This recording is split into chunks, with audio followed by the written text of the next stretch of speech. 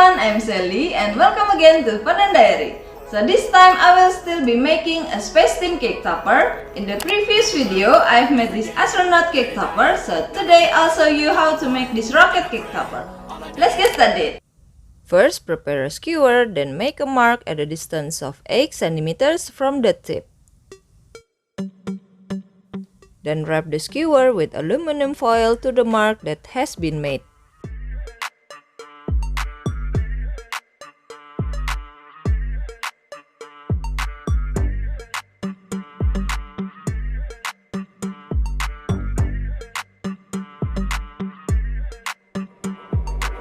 And make the thickness of the aluminum foil 3 cm thick.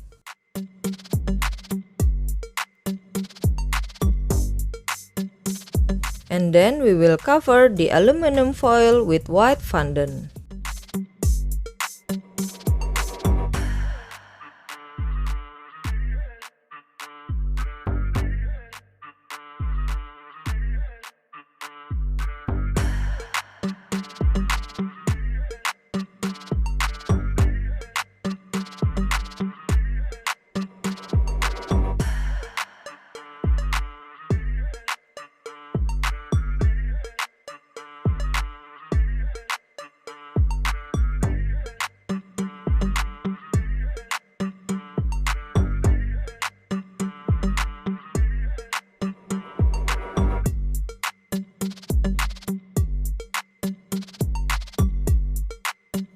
And I will use this white rocket body 9 cm long.